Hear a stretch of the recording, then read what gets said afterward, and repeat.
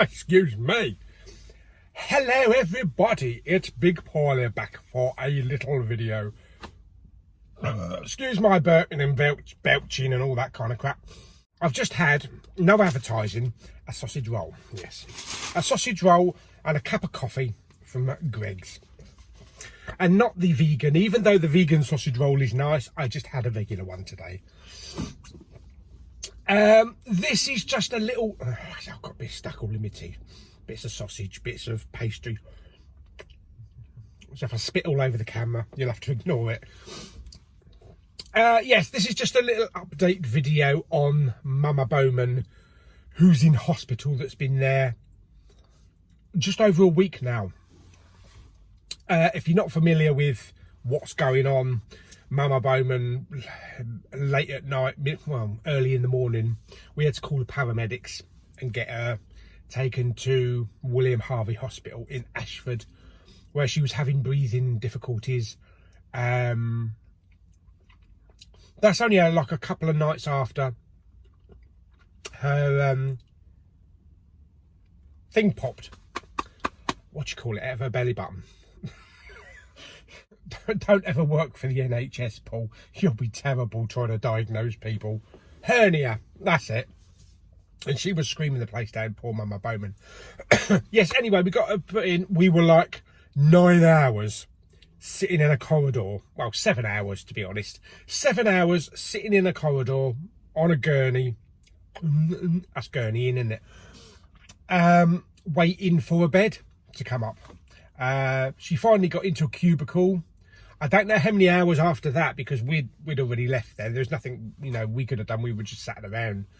So she would have gone into maybe the room a couple of hours later. So a good 9 to 10 hours waiting for an actual bed.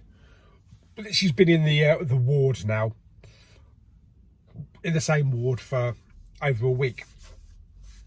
It's been ups and downs. She's been, well, we know she had lung problems, probably from all those years of smoking, so I know what I've got to look forward to if I ever get to that stage. Yeah, it's already started.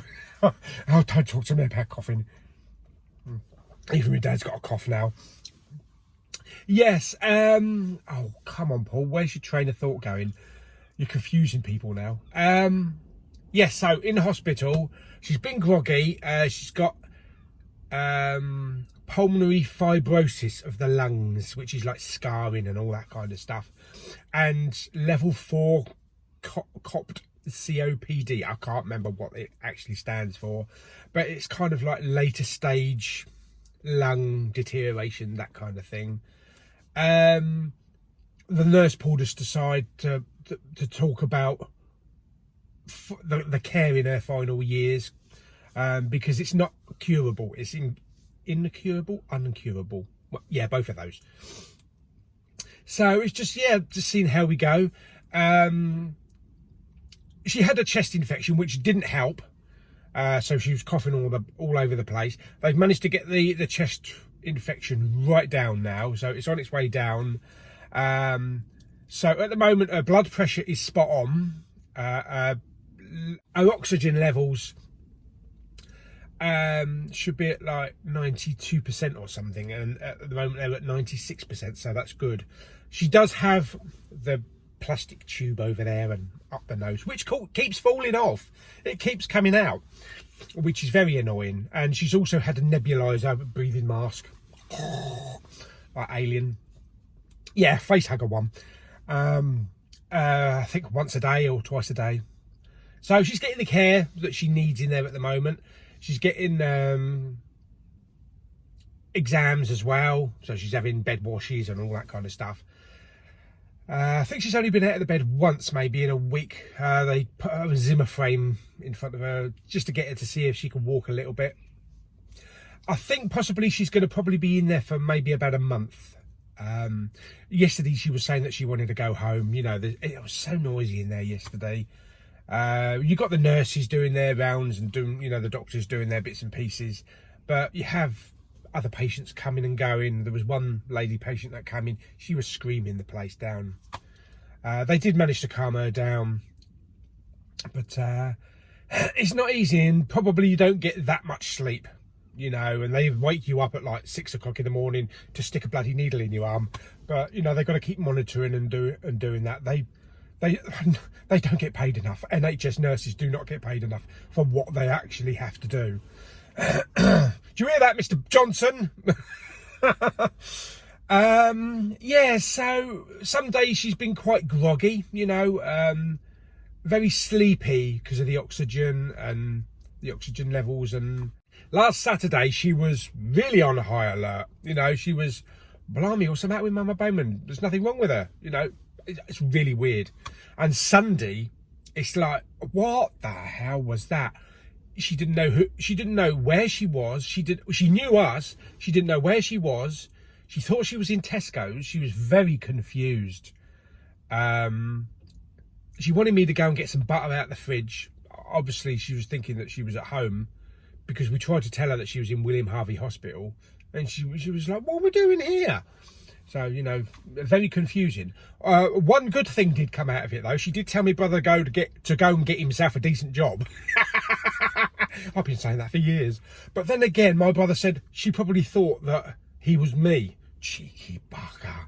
Cheeky bugger. Yeah, so at the moment we're taking it one step at a time, one day at a time. We've been up there every single day, just for a couple of hours. I always thought that visiting hours were like 2 p.m. till 8 p.m. I'm sure that was always the visiting hours, you know, because you get the doctors coming around doing stuff in the morning. But now apparently it's 10 a.m. until 8 p.m. We were always told it was 2 p.m. But she is very thingy in the morning. She's very sleepy, groggy in the morning. So we wouldn't really get much conversation, or she probably wouldn't even know that we were there in the morning. Plus they do all the bed washes and all the tests and things like that. So yes, it's an ongoing thing. It's going to take time. The nurse did take my brother to one side to talk about end stage care, whether she was going to come home if she, you know, once she gets well enough, hopefully, or other kinds of care, you know, like care home or hospice, that kind of thing. And I spoke to Lulu as well, because, you know, she knows absolutely everything there is to know about hospitals. You know, having 2 kidney transplants and having lupus, and, you know, she used to go to hospital 3 times a week for dialysis and that. So she's seen the patients. Plus she's now always in hospitals all over Kent, with the Kent Kidney Patients Association, doing bingos and all that kind of stuff. And she knows, she's known some people. She's known some elderly people that have had lung problems. She's known a couple of people that are actually on dialysis and have pulmonary fibrosis. So that's like double up. And they've got a tank. That's the other thing. Mama Bowman might have to wheel one of those oxygen tanks around with her. So, you know, with the tubes. There was actually some neighbours down the road. The lady's husband actually had an oxygen tank as well. So that might be a possibility. And yeah, the lady, Lou says the elderly lady that was on dialysis and had pulmonary fibrosis, once she was diagnosed, actually lived for 14 years. So looks like we're stuck with Mama Bowman for the time being. Oh, that's a good thing. That's a good thing. So yeah, so I don't know if there's anything else that I haven't if I haven't forgotten.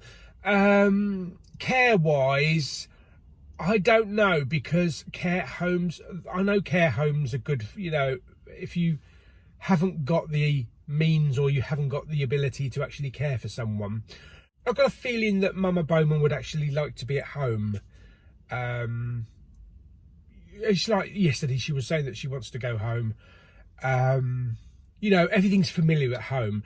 If we are able to get the care at home, then there'll be some modifications that we'll have to do. Like maybe she'll have to sleep downstairs. We might have to sort of like put a bed downstairs in the living room, rather than keep tackling. Well, she's not tackling the stairs because she's got a stair lift, but up and down, and maybe she needs a little bit less dusty environment because it gets terribly dusty upstairs. It's an ongoing mission trying to dust. So yeah, I mean, if that's the case where we might have to do a makeshift bedroom downstairs, then also she'll probably get visits from home nurses, I think probably like 4 times a day, but I don't know. This is all, I don't know about long term, but this is what maybe is to come. We don't really know at the moment because, you know, she's been in hospital a week. A week sometimes for people in hospital is an eternity. And because it can be quite boring as well, you know, just laying there through the day. We take her up a couple of magazines. She's not really bothered about missing out on EastEnders or Neighbours, even though they're piling up on the hard drive. I don't really want to take her iPad because,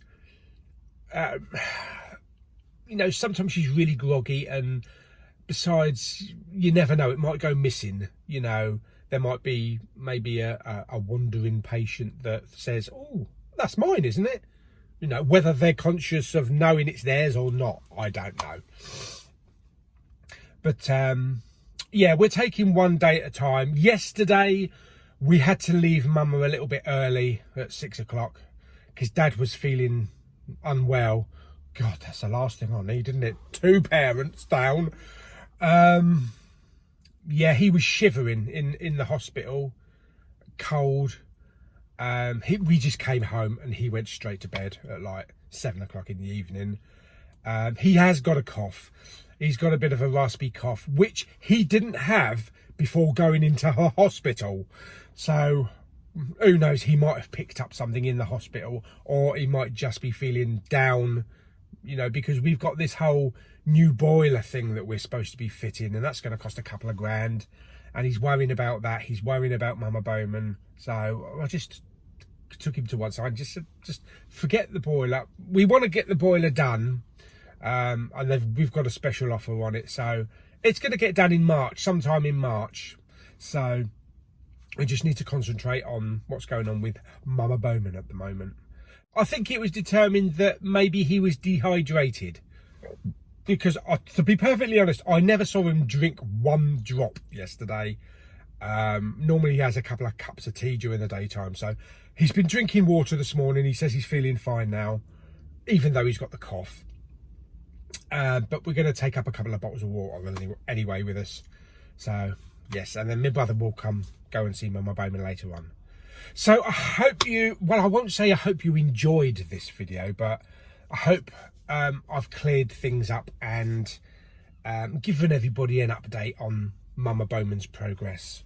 I'll do another update maybe in about a week if there are any changes. We'll see how it goes, but yeah, at the moment she's not fit enough to come home. She needs to be where she is in the hospital with the care, daily care. If she has to stay in there a couple of weeks or a month to get her better to then us decide where she's going, then she's going to have to do it.